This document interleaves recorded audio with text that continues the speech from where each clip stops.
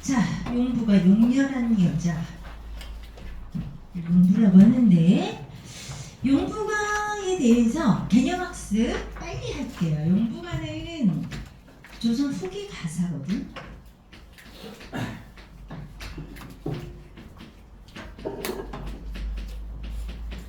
자, 조선 후기 가사 학교 선생님도 이거 설명을 하셨던데, 조선 전기 가사하고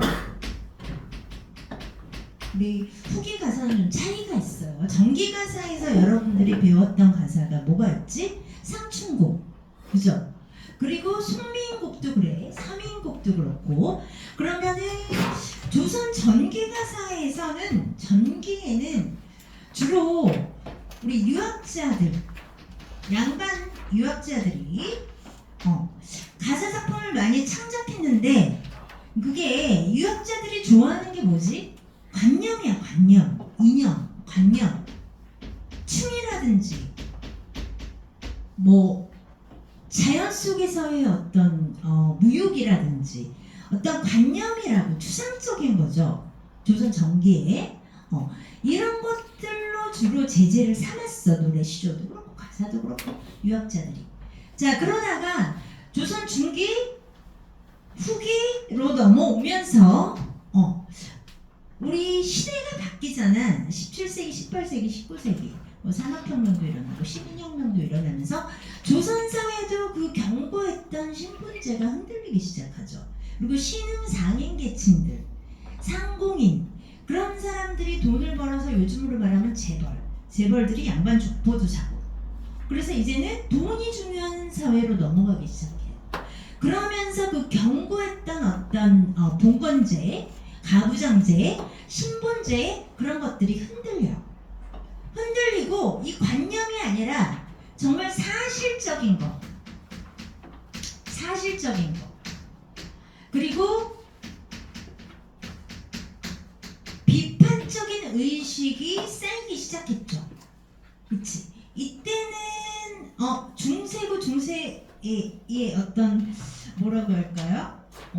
이들이 문학을 전유물로 삼았다라면 이때는 뭐 학문도 배운 사람들이 많고 하면서 계층이 평민으로 확대되면서 좀 더 사실적이고 실제적이고 근대화된 거야, 문학도.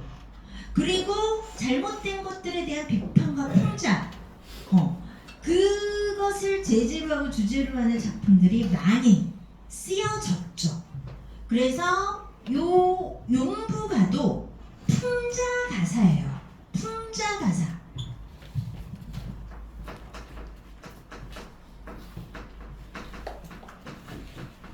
풍자 가사고 개념 가사라고도 해. 발음이 좀 그런데, 이 훈계할 때 개자거든. 용렬한 여자를 훈계하는 노래다가 그래서 경세적, 교훈적, 풍자적 그러죠.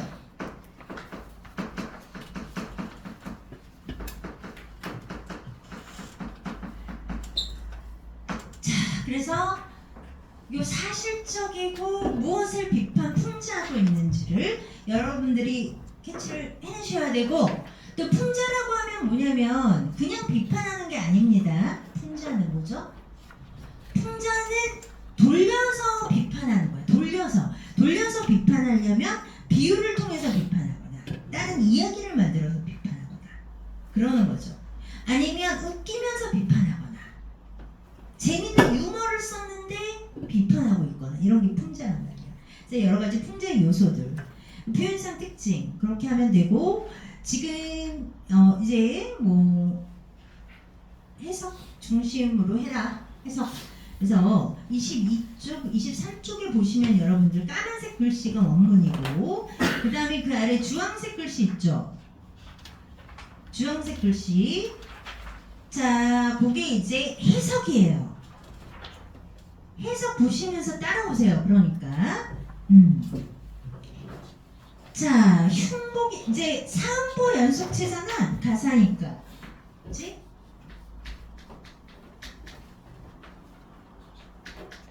자, 우리 송민곡 하면서 가사에 대해서는 했고, 사음보가 계속 이어진단 말이야. 그래서 지난번에도 얘기했던 것 같은데 3부가 이어지다 보니까 어느 정도 필연적으로 자 이렇게 이제 말을 끊을 때 의미 단위를 끊을 때 이음보식으로 끊게 되고 얘랑 대꾸를 이루는 경우가 많다. 대꾸법이 많다. 워낙 길어지다 보니까 이것도 그렇죠. 대꾸, 열거 그렇죠. 자 그러면 일단 풍자가사라고 했는데 풍자가사에서 중요한 게 뭐냐면 화자.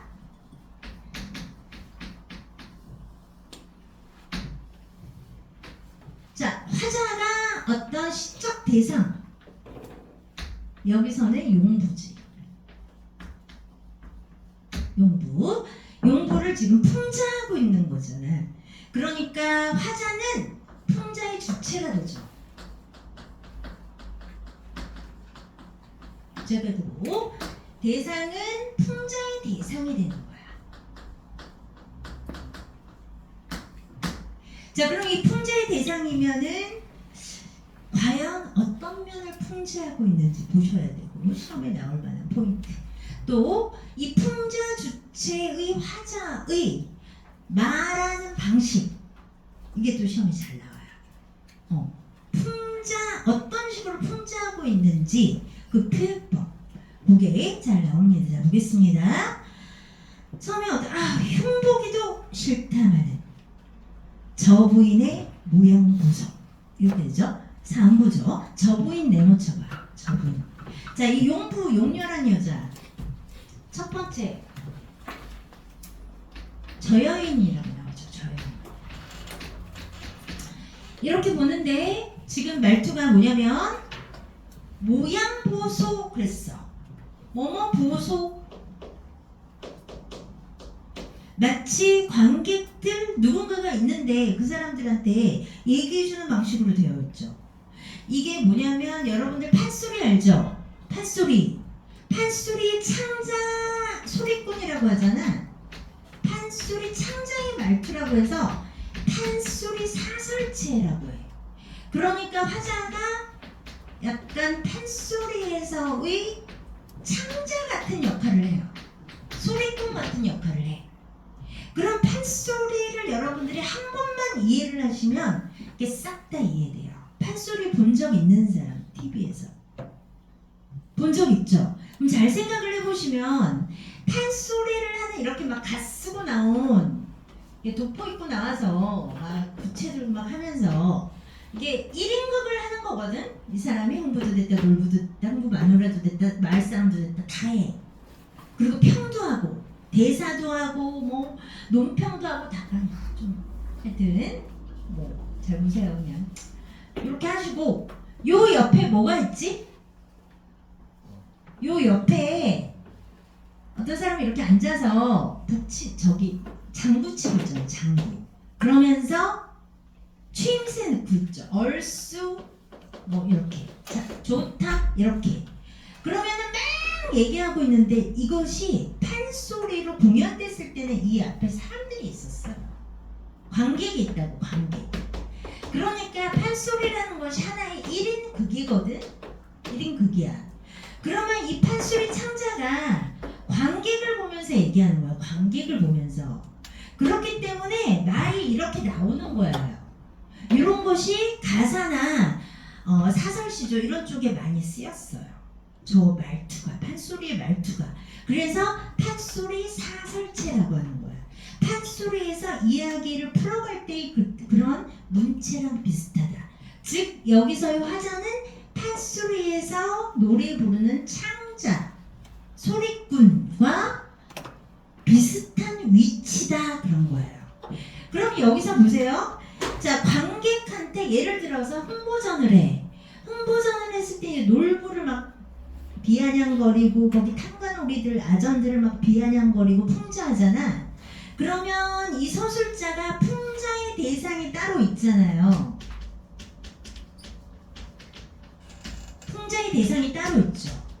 그러면은 관객하고는 한 편이 되는 거지. 이렇게. 왜? 관객한테 일러 바치는 거잖아. 어떻게 보면 얘를 욕하는 거잖아요. 그죠? 편 먹고 욕하는 거야. 그러니까 얘한테 봐봐, 내 얘기 들어봐봐. 얘네 봐, 얘네 이러고 있어. 이렇단 말이야. 그러니까 거리가 가깝고 거리가 먼 거지. 풍자의 대상하고는 거리가 멀고요. 이걸 읽는 독자하고는, 이 가사를 읽는 독자하고는 거리가 가깝게 느껴지는 거야. 그리고 풍자라는 건 아까도 얘기했지만 비판하는 거잖아. 그치? 논평하고. 그러니까 비판하고 논평할 때는 우위에 있는 거지. 우위에 있는 거예요. 서술자가 등장인물 우위에 있어서 우월한 입장에서 비판, 풍자를 하고 있는 것이다. 거리를 두고 관객과는 거리가 가깝게. 자, 그런 판소리 창자의 모습과 닮았다. 우부가도 마찬가지거든. 그러면 이해가 잘 되실 거예요. 그래서 모양, 보소, 밑줄, 이게 판소리, 사설체, 문체라고 나오죠. 거기. 그쵸? 이렇게 함으로 해서 거기 나와 있네요. 환기, 독자의 환기 유도. 그러면서 이제 저 부인에 대해서 얘기할 거예요. 앞으로 나올 얘기들을 예고하죠. 저 거동보소, 저 부인의 거동에 대해서 나오겠네. 자, 그럼 거기 출가한 지 석 달 만에 시집살이 심하다고. 사음보지. 시집간 지 석 달 만에 시집살이가 심하다고. 이건 저 부인이 하는 얘기야. 친정에 편지하여 시집 흉도 허다하다. 수두룩하게 많이 하다. 맨날 흉만 봐. 시집 흉만. 개염스런. 자, 거기까지 끊어주세요. 거기까지. 저 부인에 대한 소개에다가 자, 박스 쳐. 밑줄 치든지. 여기까지. 저 부인 소개했어. 그러면서 자, 이제 행적을 열거합니다. 본격적으로. 개염스런 시어머니. 그러니까 시기심이 많은. 거기 나와서 부러워하고 시기하는. 암뜩할사는 셈을 잘 내는 시아버지. 그래서 암뜩하구나. 암뜩할사. 그게 종결어이거든. 간탄형 종결어이거든. 그래서 암뜩하구나. 이렇게. 중세국어를 안 배웠으니까 여러분들이 좀 그런데 암뜩하구나 시아버지. 그래서 시어머니하고 시아버지. 자, 시아버지를 이렇게 표현했어요. 야유대기 시누이와 엄숙대기 맞동서. 지금 시어머니, 시아버지, 시누이, 맞동서 각각 열거하고 있죠. 그러니까 야유대기, 빈정거리기를 잘하는 시누이와 엄숙대기, 엄숙한 맞동서며. 대구 열거. 그치?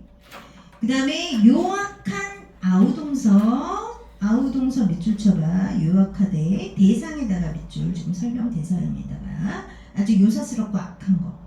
여우 같은 시한년 밑줄. 이거는 비칭이죠. 남편의 첩. 여기서 알 수 있는 거 축첩제도. 이때는 남자들이 첩을 둘 수 있었다라는 거지. 자, 그래서 요사스럽고 간악한 아우인 동서와 그 다음에 여우 같은 시한년에 거세도다 남노여 북복이라고 되어 있는데 이건 뭐냐면 남자 여자 종들이에요. 종들. 자, 복이 종복자인데 거세도다 그래. 도치법이네. 들며나며 흠꾸덕에. 자, 거세구나. 남녀하인 들며나며 흠꾸덕에. 흉보는 거. 흉보는 거죠. 그러니까 거기 옆에 보면은 집안의 종들이 들며나면서 이 부인에 대해서 나쁜 소문을 퍼뜨리고 다닌다는 거지. 흠꾸덕. 그럼 여기서 말하는 건 뭐냐면 그 아래 밑줄 아랫사람을 제대로 통솔하고 지도하지 못한 점을 비판하는 거야. 밑줄쳐. 여기저기 사설이요. 사설. 잔소리요. 구석구석 모함이라. 대꾸법. 이거 화자가 평가하는 거지. 저렇게 잔소리하고 모함하네. 이렇게. 자, 남편이나 믿었더니 시뻘지목 되었어라. 남편이라고 믿었는데 10번 찍은 나무, 10벌 지목은 10번 찍은 나무야.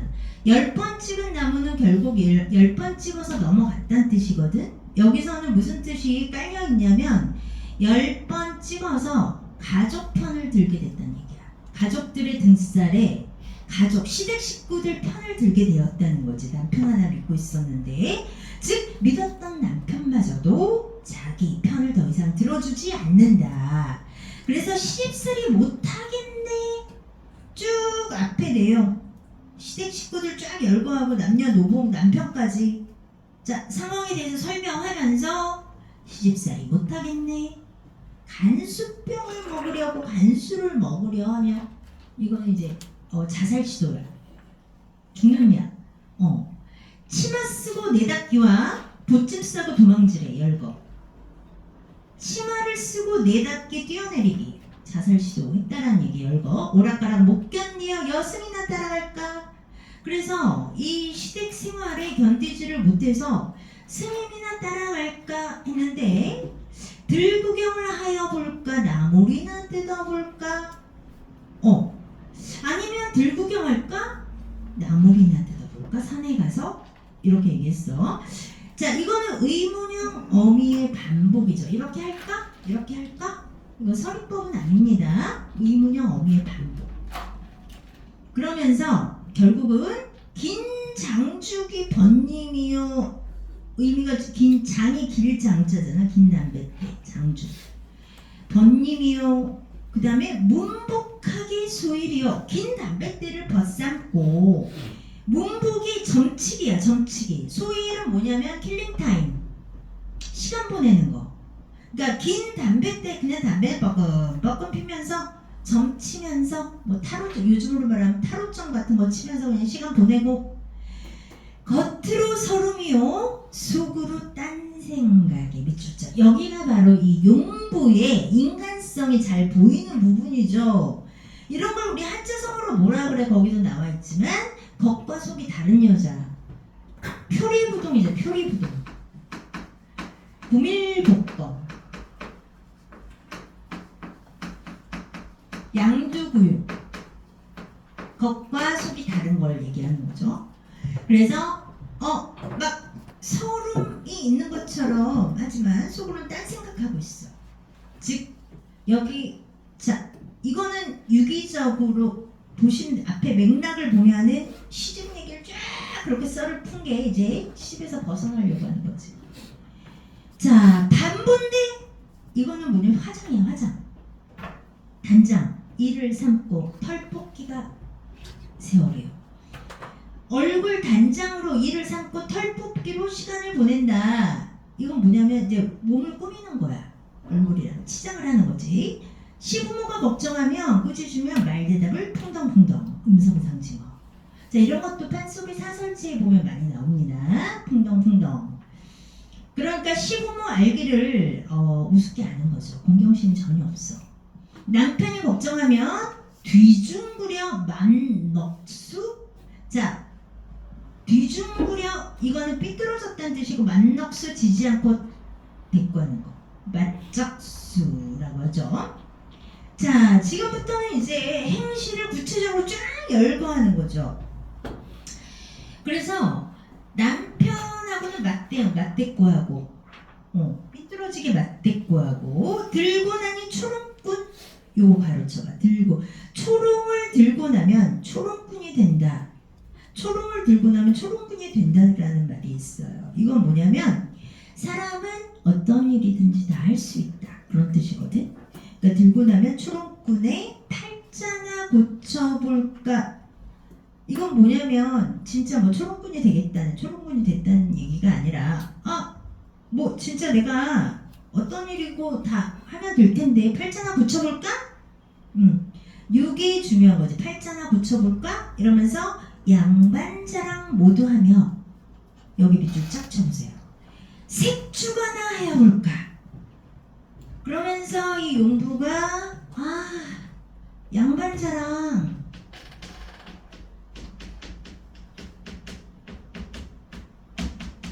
근데 이 양반하고 색주가는 지금 서로 모순되는 의미잖아. 그치? 양반하고 색주가. 그래서 양반이라면 위험 있고 지적이고 이런 대상인데 이거 뭐냐면 양반 자랑 모두하며 양반 자랑하면서 색주집이나 술집이거든. 술집. 그러니까 양반이지만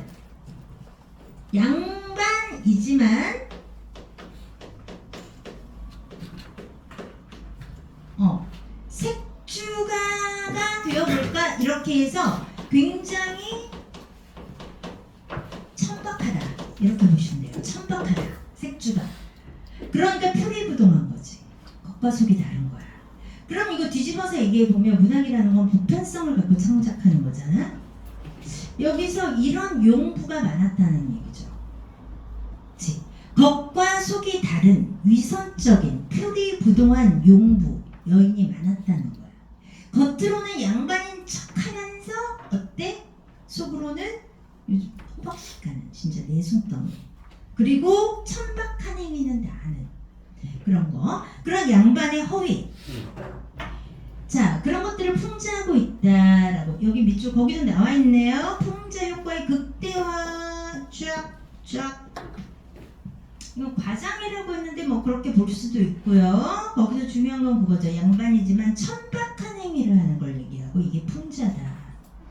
그리고 이 풍자는 일단 서민의 입장에서 봤을 땐 그래. 서민의 수준이 이때는 높아졌거든. 조선 후기에는. 그러니까 이런 양반들에 대해서 예전처럼 양반이 어서 옵쇼 하는 게 아니라 까고 보는 거지. 이런 시각이 인식이 있었죠. 그런 인식이 반영돼 있는 거예요. 서민들의. 자, 여기까지 거기서 보면 저 부인의 행실 열거 네모쳐봐. 지금 막 이 부인 저 여인 행실을 열거했어요. 자, 그러면서 이번에는 비판의 대상이 이제 또 나오네. 풍자의 대상이 뺑덕 어멈 남대문 밖 뺑덕 어멈 네모치세요. 뺑덕 어멈. 그래서 두 번째 여인은 뺑덕 어멈.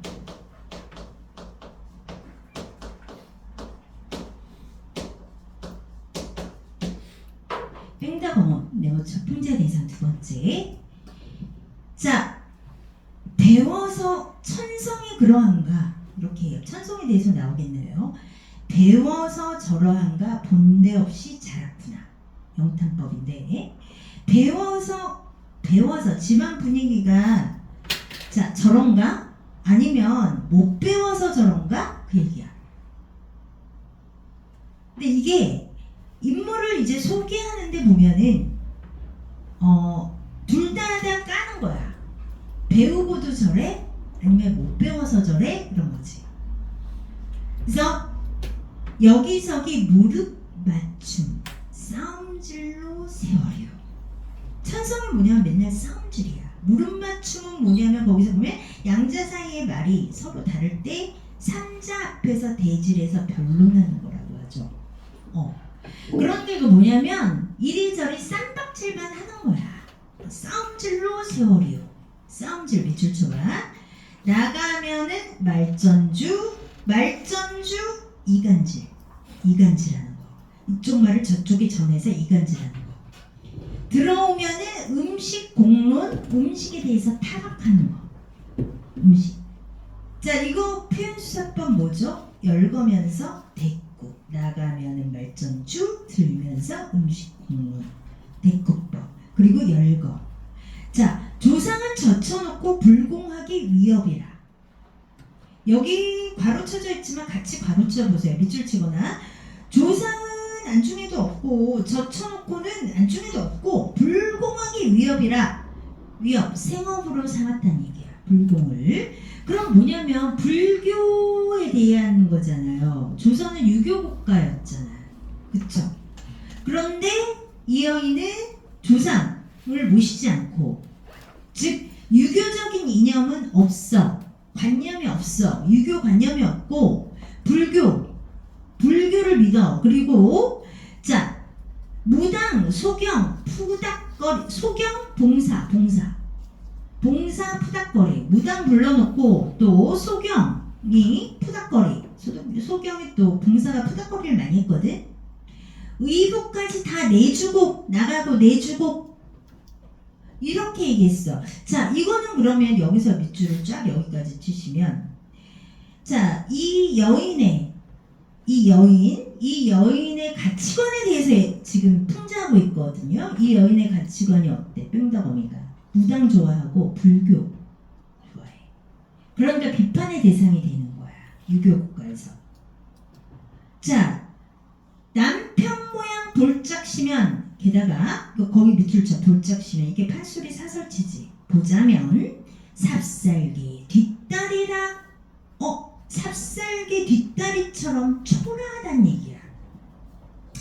삽살개 뒷다리처럼 초라하다. 자, 우리 인물을 묘사할 때 이런 걸 뭐라 그러냐면 인물을 굉장히 우스꽝스럽게 묘사했죠. 희화화라고 하지. 희화화. 그렇지. 인물의 희화화. 자, 해학적으로 묘사했죠.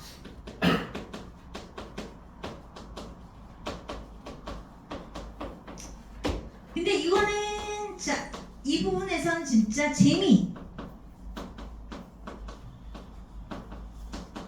해야 그게 목적이죠. 남편 얘기 이 부분 한 거는 웃기게 이게 대중문학이잖아. 조선 후기 가사면 대중들 평민들이 보는 거거든. 평민문학의 첫 번째 조건은 뭘까요? 대중문학의 첫 번째 대중음악이나 우리가 뭐 웹툰이나 여러분들이 대중들이 많이 보는 건 첫 번째 재미가 있어야 되는 거거든. 그래서 여기도 일단 해학과 풍자가 기본적으로 깔려 있어. 후기 가사에. 그래서 해학적인 요소들이죠. 인물을 우스꽝스럽게 지금 묘사했고, 그 다음에 또 자식 거동을 볼짝시면 보자면 볼 것 같으면 털 벗은 솔개입니다. 털 빠진 솔개처럼 헐벗었다. 자, 이게 해학적으로 지금 비유했거든? 털벗은 솔개임이라. 자, 그럼 솔개라는 얘기인데 이건 뭐냐면 남편하고 자식이 거짓골이야. 너무 초라해. 돌보질 않는다는 얘기예요. 그러니까 인물의 희화화 여기까지는 해학적으로 묘사했는데 결국 바로 뺑덕 어멈에 자, 가사일 가족, 여기서는 가족 돌보는 이미지.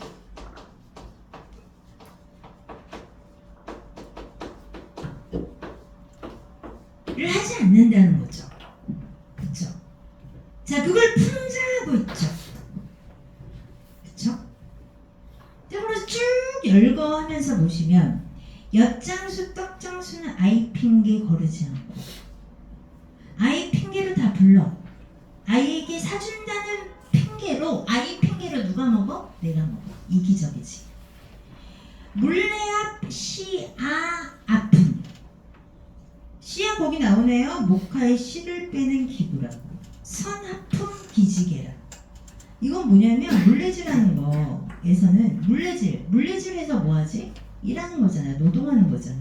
선하품 선이 적두사거든. 어설픈.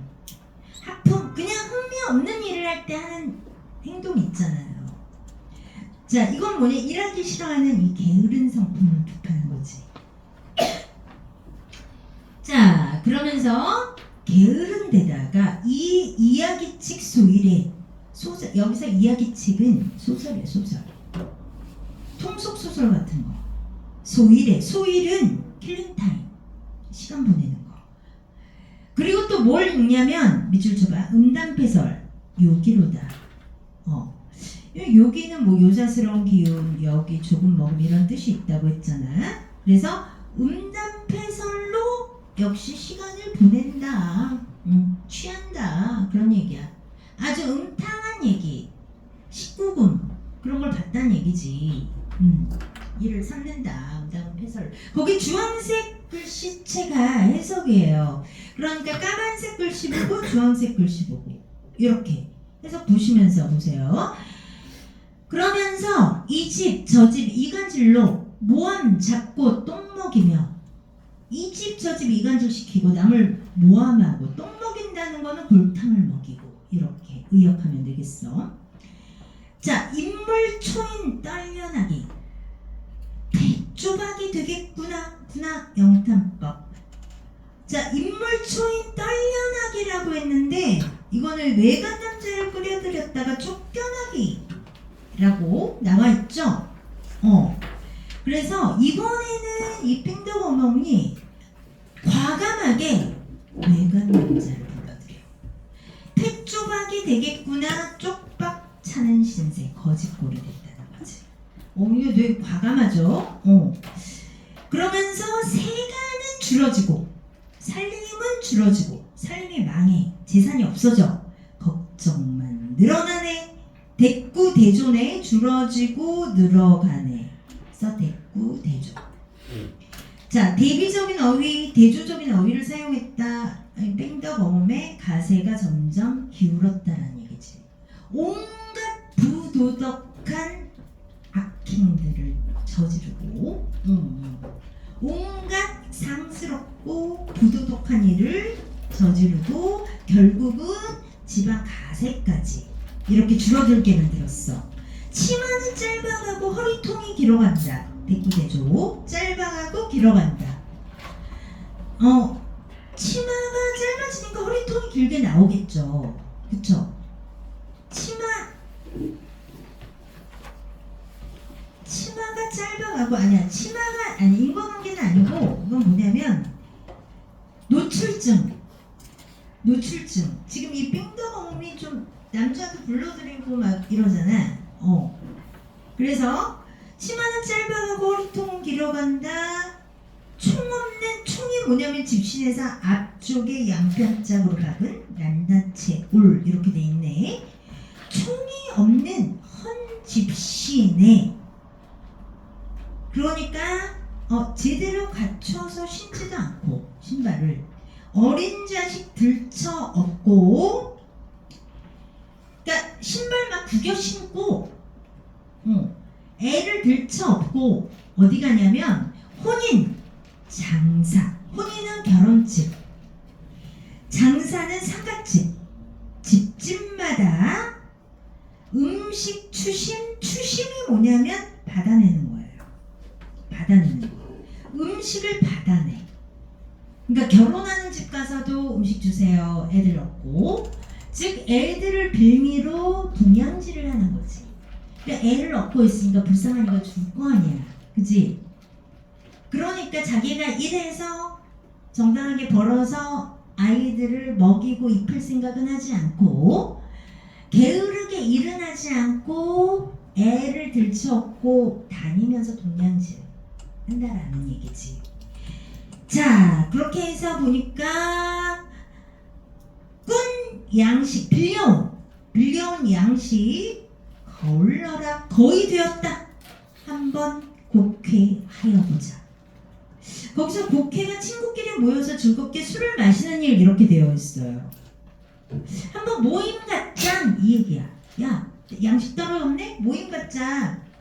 아이 싸움, 어른 싸움, 가부주제 매맞히고. 아이 싸움, 어른 싸움. 자, 반복, 싸움 반복. 대꾸도 되고. 자, 가부지죄, 부인의 잘못으로 남편이 벌을 받게 된다는 얘기야. 아이 싸우고 어른 싸우고 모임 갖자고 했잖아. 모임 가져가서 싸움이 일어난 거죠. 그럼 부인이 잘못했어. 그럼 남편이 대신 혼났다는 얘기야. 벌을 받게 됐다는 얘기야. 공연히 성을 내요. 공연히 까닭없이 성을 내요. 무제한 자식치기. 그리고 까닭없이 화를 내. 명분 없이 자식을 때려. 죄 없는 자식을. 씨앗이 뭐죠? 우리 꽃씨가 아닙니다. 꽃씨 하나의 씨앗. 여기서는 남편의 첩을 씨앗이라고 했어. 그래서 역시 추첩제도가 있었음을, 조선 봉건제도가 어땠음을 보여주는지, 어떤지 보여주는지 나와 있는 부분. 남을 주고 중매합이 원망이라. 혼인을 중매하는 사람, 중매합이라고 해. 자, 그래서 씨앗을 남을 주고 중매합의를 원망한대. 그러니까 남편의 첩인데 첩을 남을 줬어, 자기가. 자, 그리고 또 며느리를 쫓았어.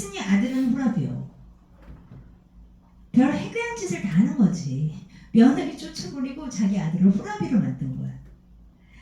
딸 자식을 데려왔어. 시집간 딸 자식을. 남의 집, 사돈집이지 결단 일례 이렇게 됐지. 그래서 위에 보면 며느리를 쫓았으니 아들은 호라비요 딸 자식을 데려오니 남의 집 결단. 요거 묶어보세요. 통사구조의 반복이라고 되어 있죠. 대꾸도 되죠. 뭐뭐하니 뭐뭐요, 뭐뭐하니 뭐뭐요. 대꾸. 통사구조의 반복 다 됩니다. 자, 그러면 여기 이 보면 뺑덕어멈의 행실, 악행을 지금 계속 열거하고 있죠. 그쵸? 목구멍이 드슈하면 드슈 하면 이런 게 생생한 구어지. 드슈 먹어라 하면 먹으라고 하면 무례 무의 예의가 없어. 음란이요. 음탕해. 그러니까 목구멍이 먹으라고 하면 예의 없이 음란하고 두 손뼉을 두드리며 방성대고 해괴하다. 두 손뼉을 두드리면서 통곡하는 것이 기이하다. 핵심은 뭐냐면 무례고 무례하고 그 다음에 해괴하다라는 얘기야. 키워드를 잘 보세요. 무례 밑줄 쳐. 무례 예의가 없어. 그리고 해괴해 하는 짓이. 무슨 꼴에 생트집으로 머리를 싸 들어눕고 그리고 생트집 잡고 머리 쌓고 들어누워. 간부는 뭐냐면 간통한 남자거든. 아까 남자 불러서 간통한다고 했잖아. 간부를 달고 달아나다가 즉 다른 남자와 간통하고 달아나다가 자 밑줄 치세요. 어떻게 되냐. 관비정속 밑줄 관비정속은 뭐냐면 죄를 범한 여자를 관의 노예로 소속시키는 거를 관비정속이라고 해요. 그러니까 여자가 죄를 범했을 때 그 주는 벌의 하나거든. 굉장히 큰 벌이지. 그냥 관의 노비로 소속시키는 거지. 그런데 흐뭇하다 동그라미 쳐봐. 이건 누가 흐뭇한 거지? 서술자, 화자, 서술자죠. 그쵸? 그러니까 서술자의 논평, 평가, 감정 이런 게 나와 있죠. 그치? 그래서 와 통쾌하다 이렇게 얘기하면서 독자랑은 가깝고 등장인물과는 거리를 두면서 계속 이 얘기를 판소리 사설치를 이끌어 나가고 있는 거예요. 여기까지 끊어줘봐. 여기까지. 이거 뭐냐면 뺑덕 어멈의 행실을 열거했어. 그치? 자 여기까지 끊어줘. 그래서 뭐 열거법 쓰였고 반복, 대꾸, 영탄, 그죠? 대죽 등등 쓰였죠. 그래서 쭉 악행을 열거했어. 그 다음에 나오는 요 부분 있죠. 요 부분이 이제 주제가 드러나고 뭐냐면 이 가사를 창작한 의도가 나와요. 아까 그랬잖아. 개녀 가사라고. 여자를 계몽시키려고 훈계하려고 만든 가사란 말이지. 여자들을. 자 그랬을 때 보세요. 무식한 창생들아. 여기서부터 나오는 거야. 여기서부터 당부하는 거지. 당부. 창생이 뭐냐면 백성이란 뜻이거든. 근데 주로 여기서는 여성들이겠죠. 저 거동을 자세히 보소 이런 게 판소리 사설체. 저 거동 용부들의 이 거동 바람직하지 못한 거동을 한번 봐라. 우리 잘못된 것을 보고 내가 저렇게 하지 말아야지 라고 고치는 걸 뭐라 그러죠? 한자성어로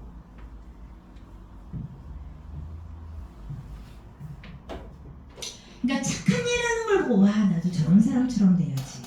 이게 아니라 잘못된 행실을 하는 걸 와 난 저렇게는 되지 말아야지.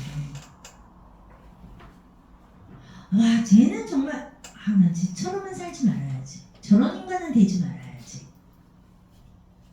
그런 거 있잖아요. 나쁜 인간을 보고 진짜 갑자기 몰랐던 그 차범석의 성난기계라는 이 곡에 보면은 그 의사가 굉장히 냉철한 의사였잖아. 인간미가 없는.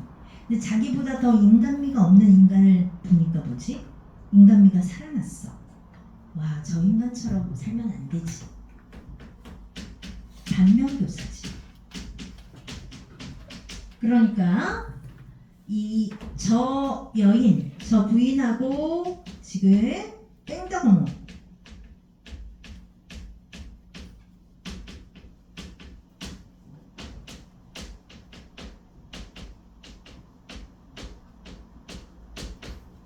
악행을 쫙 열거했잖아. 본사에서 여기까지 열거했지.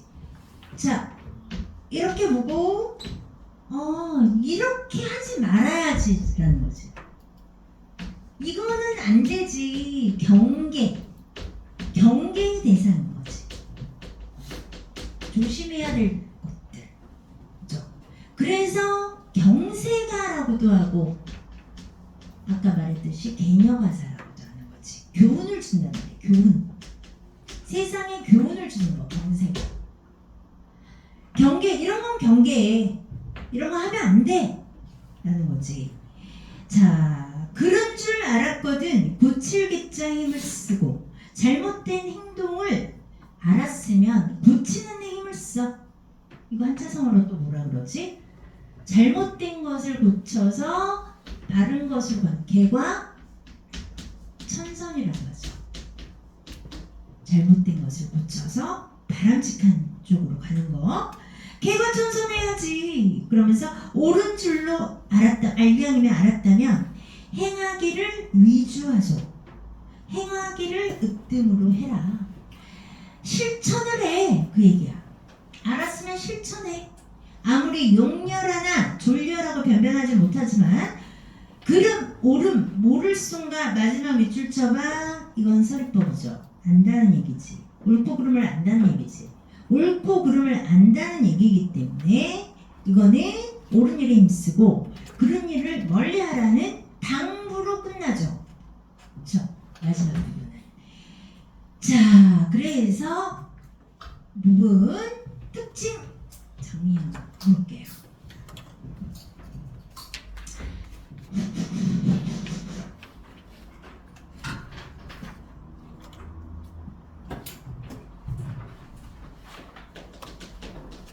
용도가 특징, 조선 후기 가사.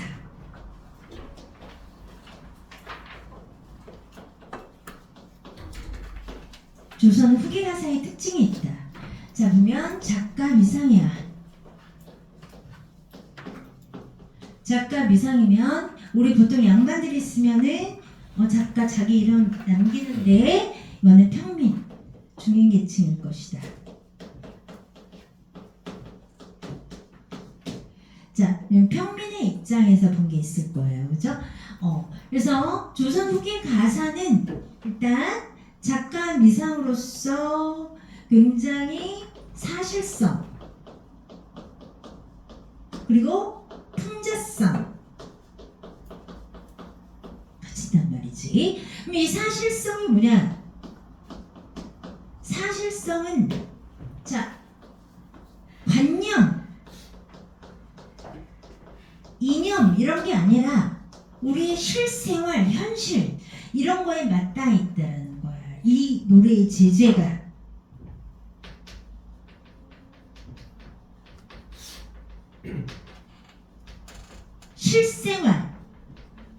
실생활에 맞닿아 있다는 거지. 어떤 이기론 뭐 이런 거, 우주의 뭐 음양, 우양, 행설 이런 거 있지. 이런 게 아니라 우리 생활 속의 이야기. 사실성이 반영되어 있고. 풍자성은 당연히 비판이 있다라고 했잖아. 비판. 어떤 장치, 비유나 혹은 이야기 혹은 어떤 유머, 위트 이런 걸 통해서 비판하는 거거든. 이 비판이 핵심 요소예요. 풍자에. 어떤 형식을 통해서 비판하는 거야. 그게 풍자거든. 근데 직접적으로 비판하는 게 아니라 나 유머를 쓰는데 찌르는 말이라든지 어떤 이야기를 통해서 비판한다든지 간접적인 비판이죠. 풍자. 그래서 풍자성과 사실성을 반영했다. 당시 조선 후기 평민들의 어떤 실용적인 가치관, 사실적인 가치관, 그리고 비판의식. 그러면은 여기서 또 비판의 대상이 뭐냐? 조선 후기 평민들의 크게 보면 두 가지가 있어요. 크게 보면은 이 비판의 대상이 조선 후기지만 여전히 봉건 제도의 잔재가 남아 있습니다. 신분제가 많이 허물어져서 여기 있는 양반들이 굉장히 우스꽝스럽게 지금 묘사되었죠. 그렇지만 여전히 축척제도라든지, 그쵸? 그런 봉건제도의 잔재가 남아 있어요. 가부장제라든지. 자, 또 하나는 뭐냐면 우리 지배계층, 이거는 계층, 지배계층. 여기서는 이제 양만, 용부가에서는 이제 뺑덕어멈이 나고 저여인이 나오는데 요 부분 지배계층에 대한 비판, 요거는 이제 우부가에서 좀 강해지죠. 우부가에서. 그래서 어쨌든 요 비판적인 요소가 조선 후기에 가사는 비판의 대상이 봉건제도나 지배계층에 대한 것이었다 라는 거. 표현은 어떻게? 재밌게, 웃기게. 왜? 대중문학이니까, 읽고 싶어야 되니까, 그런 거죠.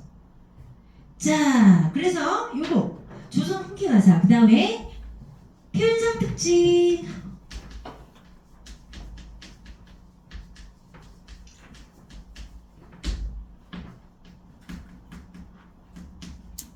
아까도 여기 서술자, 이게 길다 보니까 화자가 아니라 뭐 서술자라는 표현을 하는데 화자라고 하든 서술자라고 하든, 그렇죠?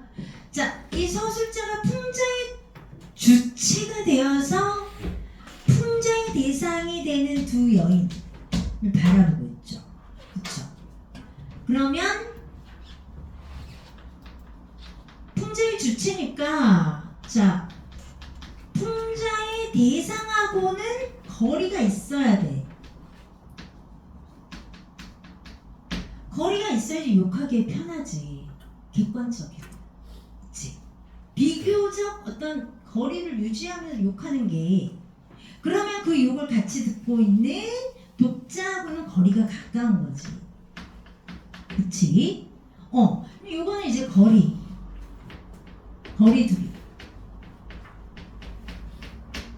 이건 이제 풍자하는 거죠. 근데 이 두 여인이 악행을 열거했죠. 이 두 여인의 천박한 성품 제시하고, 그 다음에 행적, 악행.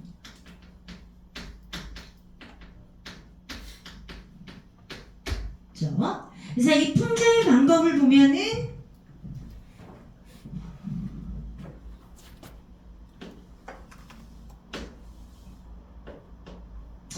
열거, 그렇죠? 이것도 하고 이렇고 됐고, 그렇죠? 대조, 그리고 그 다음에 또 인물의 희화화, 우스꽝스럽게 또 재밌게, 그리고 또 과장 또 하죠. 그렇죠?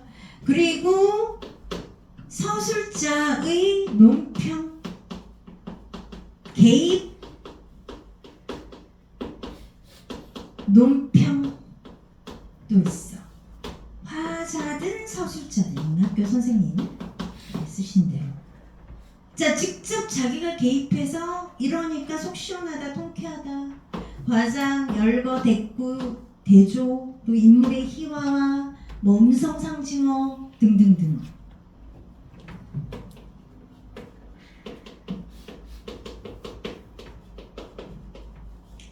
그리고 쓰는 어휘가 구어라고 하죠. 생생한 느낌.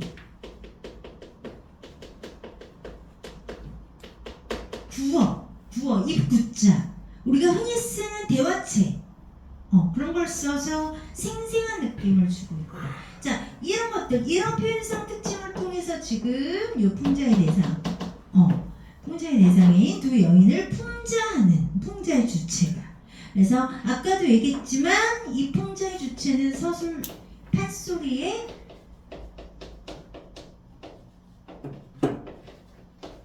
창자와 비슷하다. 창자 소리꾼 비슷하다. 그래서 이 문체적인 측면에서 봤을 때는 판소리 사설체랑 비슷하다.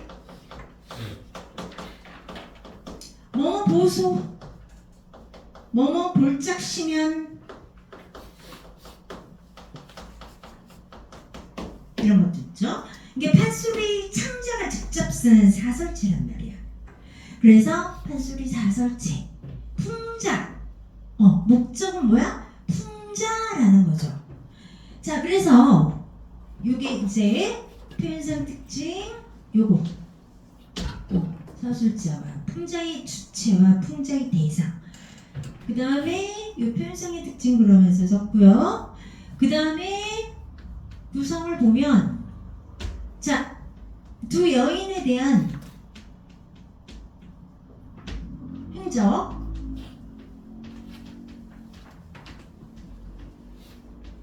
열거한 후에, 그치?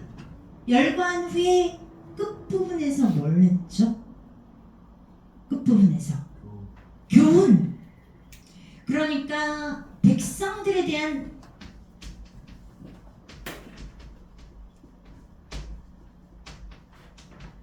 당부한 거지, 당부.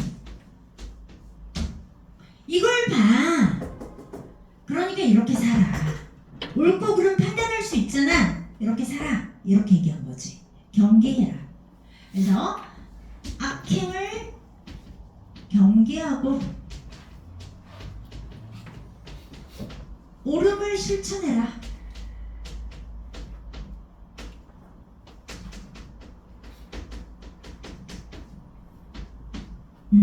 이렇게.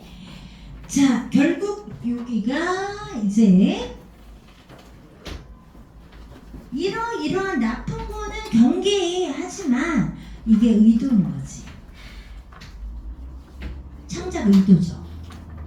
이 노래를 만든 의도야. 이 노래를 그냥 욕하려고 만든 게 아니라 쫙 열거한 다음에 이렇게 살아서 되겠냐? 이런 애가 있어. 그러지 마. 우리 알잖아. 우리 사람이잖아. 옳은 거 다 알지? 이렇게 살자. 그렇게 살아라. 이렇게 얘기한 거예요. 그러면 여러분들 예를 들어서 누군가가 여러분들한테 그렇게 말하면 어떤 기분이 들어요? 넌 왜 그렇게 사니? 인생을 왜 그렇게 살아? 너 좀 똑바로 살고 너 옳고 그름 판단하잖아. 너 좀 바르게 살아. 그러면 그렇게 살고 싶어요? 그런 소리는 주로 한다면 누가 할까? 누가 하냐면 굉장히 오만한 사람이 하는 거죠. 오만한 사람. 그러니까 내가 너보단 잘났어. 모든 면에서. 인격적으로 모든 면에서 내가 너한테 가르칠 수 있는 사람이니까 너 그렇게 인생 살지 마라고 얘기할 수 있는. 그래서 여기서 풍자의 주체, 서술자가 풍자의 주체가 이제 풍자하는 방식이 좀 가르치는 방식인 거죠. 일단 우월한 입장에 있다고 스스로 생각하는 거예요. 그것들. 자, 그러면서 여기 보시면 거기 이게 우부가 하고 짝을 지어서 나올 수 있거든. 우부가 있잖아. 거기 25페이지에 거기 주제 밑줄 치세요. 여인의 잘못된 행실에 대한 비판과 풍자 있죠. 그리고 그걸 비판했기 때문에 역으로 뒤집으면 여자가 지녀야 할 바람직한 태도와 깨우침에 대해서 얘기했어. 그러니까 이 두 여인의 악행을 뒤집으면 돼. 반대로. 그쵸? 그래서 여기 특징 중에서 보면은 2번의 묘사 동그라미 쳐. 묘사. 용부에 대한 묘사. 근데 그 옆에 해향미가 있어요. 해향미 동그라미. 그 다음에 3번 구체적인 상황 나열 동그라미 쳐요. 나열. 열거. 그 다음에 4번은 과장, 동그라미 쳐. 희화와 동그라미 치고. 5번에 대구, 그리고 대조도 써놔. 대구, 대조. 6번, 자, 명령형 어미로 교문적 의도. 그렇게 하지 말아라. 아까 한 거. 말아라. 교문적 의도. 분명히 들어있다. 그 다음에 8번에 다시 한번 열거. 그리고 9번에 어조 보세요. 말을 건네는 방식으로 되어 있죠. 전체적으로. 그래서 조선 후기 가사, 서민 가사 다라는 거. 자, 그 다음에 이제 우부가도 내내 이제 우부가는 남자를 풍자하는 건데, 거기 보면은 수노트가 지금 학교에서 한 거는 4페이지가 아니에요. 그죠? 학교에서 한 거는 뭐냐면 꽁생원이 이제 개똥이 비판 안 했죠. 개똥이 쪽이 재밌는데 꽁생원하고 꽁생원 나오잖아. 그죠? 그거 비판한 부분인데 5, 6, 7 부분이 6, 7, 8 부분까지네요.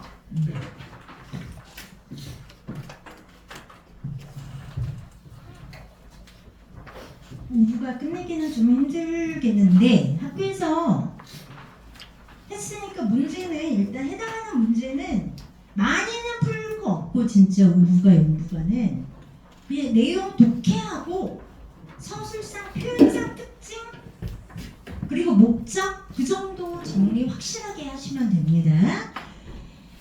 자, 이거 이제 우부가인데 먼저 자, 서머리 먼저 하고 갈게요. 이것도 우부가도. 얘도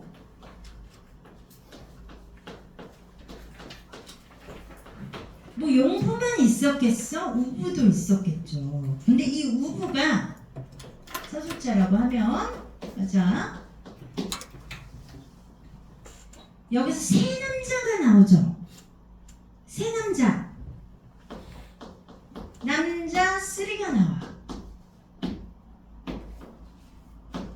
첫 번째가 누구야? 첫 번째 개똥이. 두 번째가 꽁생원. 세 번째가 괭생원. 자, 요게 풍자 대상이야. 풍자 대상. 자, 그럼 이 풍자를 서술자가 이제 풍자를 하는데, 그 풍자의 포인트, 공통점이 있습니다. 배웠잖아. 얘네가 두 가지 공통점이 있어. 개똥이하고 꽁생원하고 괭생원. 세 가지 공통점이 있다. 세 가지. 일단 신분은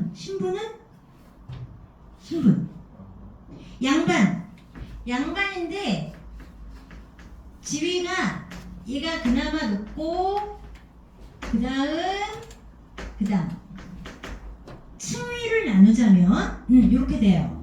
자, 신분은 조선 후기 양반 콜.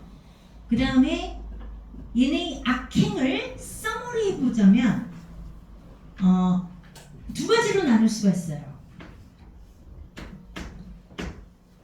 두 가지. 우리가 양반이라고 하면 지배계층이잖아. 그죠?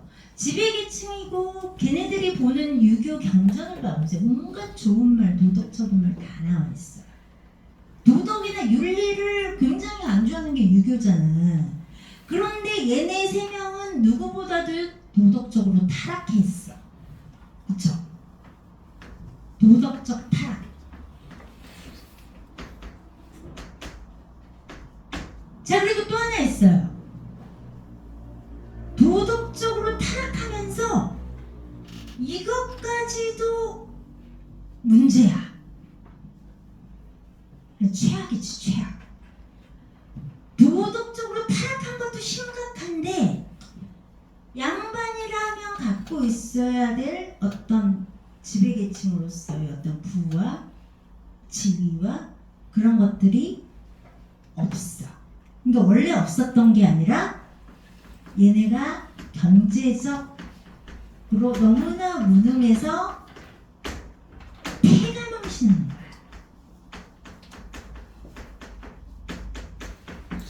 이게 써머리예요. 써머리. 그럼 잘 봐. 이게 조선 후기잖아.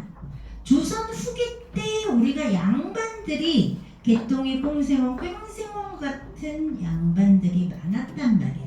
후기에. 전기에 나타난 양반의 모습과 후기의 작품 속에서 나타난 양반의 모습이 많이 달랐지. 그러면은 조선 후기 양반이 이렇게 경제적으로 무능해서 폐가망신할 정도고, 그리고 도덕적으로도 굉장히 타락했단 말이야. 그럼 누구보다도 도덕적으로 모범을 보여야 할 양반계층이 타락했어. 이거는 위선이고 허위죠. 양반의 위선, 허위, 그리고 무능 잖아. 자, 그런 것들을 지금 뭐 한 거죠? 풍자한 거죠. 그치? 도덕적으로 타락했다라는 거는 양반계층의 위선과 허위를 보여주는 것이고, 이거는 무능함까지. 그래도 양반이라 그럼 갖고 있는 게 많고 지위가 있고 권력이 있고 뭔가 많이 이루고 그런 게 없어. 자, 그러면 이것도 뭘 의미하느냐? 봉건제도. 조선 후기 봉건제도의 봉건사회, 붕괴를 의미한다라는 거죠. 그러니까 신분제도 약해지고, 이렇게 되면 누가 양반으로 취급해 주겠어. 그렇잖아요. 그러니까 흥부도 어떻게 경제적으로 무능하니까 흥부도 아전들이 흥부 좀 보면은 막 반말하고 그러잖아. 그래도 명색이 양반인데 흥부한테 그러잖아요. 그러니까 양반으로 취급을 못 받지. 그럼 뭐야? 그 견고한 신분제가 흔들리면서 양반들이 구축했던 조선 후기 봉건 사회가, 봉건 제도가 이제 붕괴되는 거죠. 그거를 의미해. 자, 그러면 이제 보면은 구조는 똑같아요. 악행을 열거하는 부분. 그래서 꽁생원에다가 오늘 다는 못하고 꽁생원 편만 할게. 빨리. 꽁생원 편도 다 못할 수 있는데, 뭐 이거는 좀 해석의 문제라서 사실은 현대시가 더 문제죠. 현대시 쪽이 어렵게 나오고, 그리고 그 문학비 시간에 한 그 산문들 있잖아. 그 반통의 물하고 풀비린내하고, 그리고 이제 그 행복상한제하고 그 신의 소원, 그것도 지금 시험 범위에 지금 들어갔거든. 그래서 거기서도 연결이 돼서 시험 문제는 나올 수 있을 것 같아요. 비중은 크지 않으나. 근데 여러분들이 한번 읽었잖아요. 그거를 읽었으니까 그걸 토대로 된 문제는 풀어보는데, 본문을 학교에서 하듯이 뭐 그렇게 자세하게 분석하고 그런 거는 이렇게 행복상한제하고 신의 소원 다시 한번 읽어보세요. 자, 꽁생원 내모쳐봐. 꽁생원 비판의 대상, 풍자의 대상, 제압의 덕분으로. 6페이지 봐. 6페이지 빨리 하게. 저 건너 꽁생원은 지압의 덕분으로 돈천이나 돈푼이나 가졌더니 술 한잔 밥 한 술을 친구 대접하였더니 안 했다는 얘기야. 친구 대접을 하지 않아 서리버리지. 되게 인색해.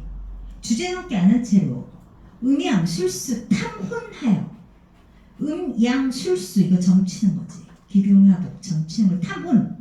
욕심내요. 지금 뭐냐면 주제넘게 아는 채 하면서 막 점쳐주는 거야. 음양 술수 좋아하여. 당발복 부산하기. 당대에 복을 받을 명당 자리를 또는 피난곳 피란처를 찾아다니며, 자기가 음양술수를 잘 안다고 해서 올적갈적 행로상에 돌아다니는 길에 처자식을 흩어놓고, 있는 사람들의 도움이 아니면 끼니 밑줄 쫙 쳐. 밑줄 쫙 치세요. 자, 있는 사람들의 도움이 아니면 끼니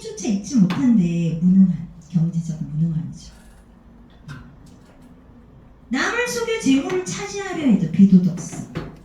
사기치려고 하지. 두 번째는 안 속고 사람들이 안 속아.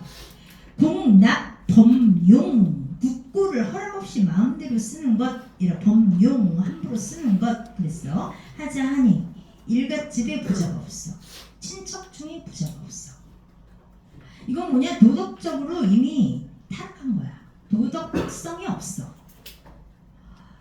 뜬 재물, 재물인데 뜬 허황된 재물을 경영하고 얻으려고 경향 없이 쏘다니며 서울과 시골 여기저기 쏘다니며 재산가에 청질하다가 청탁 넣어서 힘을 빌리는 거, 봉변당하고 물러서고, 남의 골에 검태 같다 홍검에 쫓겨와서 그 아래 해석을 보시면 남의 골에 재물을 구하러 갔다가 홍금은 뭐냐면 자빈의 출입을 금지하는 거죠. 관가에서. 그래서 쫓겨오고 혼인충매 혼자 들다가 무한당하고 무렴보고 무한당하고 뺨 맞으며 잘못 소개한 거죠. 충매 들다가. 자, 이것도 이렇게 해서 보면은 꽁승원의 악행을 지금 열거한 거예요. 그런데 아까 그랬잖아. 무능해요. 그러니까 도덕적으로 타락했는데 무능하기까지 해. 지금 밥을 못 먹고 있어서 끼니조차 잊지 못한대잖아. 있는 사람 도움이 없으면. 가대문서 구문 먹기, 핀잔 먹고 자빠지기. 이런 식으로 열거합니다. 자, 집안 재산 문서를 구문. 자, 뭐냐면 구문을 먹으려다 구문이 흥정 붙이는 거거든요. 팔아먹는 거지. 핀잔 먹고 자빠지기. 이거는 진짜 도덕성이 없는 거죠. 도덕적 타락이죠. 분리 힘세 찌그렁이 있고 위조문서 비리오성. 분리가 여기 불의라고 되어 있잖아요. 자, 옳지 못한 일 힘세, 분리 힘세 찌그렁이 하는 데는 끼어들고, 찌그렁이 끼어들고, 그러니까 옳지 않은 일에 끼어들고, 위조문서, 지금 한복 보려고 위조한 문서죠. 이거는 비리호송, 호송해주는 비리. 한마디로 비리를 저지르는데 아무런 가책이 없다는 얘기야. 부자나 후려볼까 가만히서 꿰어보세요. 부자나 꼬셔볼까? 꼬드겨볼까? 가만히설 밑줄 쳐봐. 달콤한 말이죠. 속이는 말. 그러니까 쭉 열거 있는데 여기서는 꽁생원의 어떤 그 비도덕적인 가치관, 남을 등쳐먹고 사기쳐서 그렇게 해서 이득을 취하려고 해. 그리고 실제 그런 행위를 해. 그런 것들이 쫙 열거되어 있죠. 엄막이며 보막이며 은정이며 금정이며, 엄막이며 보막이며 끊어주고, 은정이며 금정이며. 자, 이거 열거법인데 보면 그 보세요. 엄막이는 뭐냐면 논에 물을 대기 위해 막는 두기고요. 두기야. 보막이는 보를 막기 위해 둑을 막거나 고치는 일이야. 또 은정은 은광, 은이 나는 광.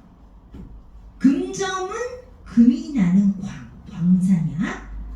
자, 여기저기 엄막이며 보막이 은광이나 금광을 찾아다니고, 대로변에서 색주가며, 큰 길가에 있는 색주가, 여인이 있는 술집, 기생집.